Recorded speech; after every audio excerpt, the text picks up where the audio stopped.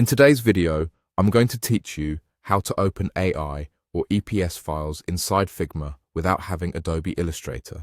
If you've ever received a logo or illustration as an AI or EPS file and don't have Illustrator installed, don't worry. You can bring those vector files straight into Figma using a simple plugin workflow. I'll walk you through it step by step so you can get your artwork open, editable, and ready to use. First, open the Figma website in your browser and sign into your account. This process works in both the browser and the desktop app, but starting on the website keeps things straightforward. Make sure you're logged in and ready to work. Next, open your page.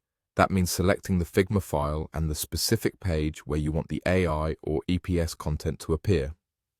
If you don't have a file ready, you can use any existing project or a new blank design file. The important thing is that you're on the canvas where you intend to place the artwork. Now, click Actions. At the top of Figma, you'll find the Quick Actions field that lets you search for commands across Figma. It's a fast way to find what you need without digging through menus. Clicking it will bring up a searchable panel. From there, click Plugin. Inside Quick Actions, you'll see options related to plugins.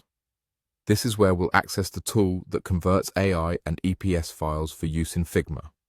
If you're new to plugins, think of them as add-ons that extend Figma with extra capabilities.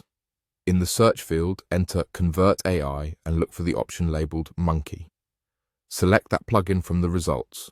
You'll see an option to click it and then click Run. Go ahead and run the plugin. This will open a small interface where the conversion happens. The plugin is designed to handle AI and EPS files and translate them into editable vectors in Figma.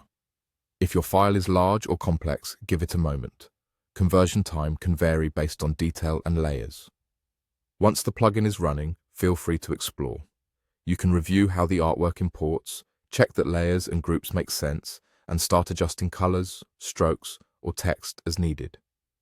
If something looks off, try zooming in to inspect vector paths. Most issues are just layer order or stroke settings.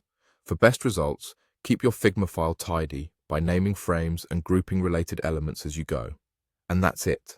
You've opened an AI or EPS file inside Figma without Adobe Illustrator, using a quick and reliable plugin workflow.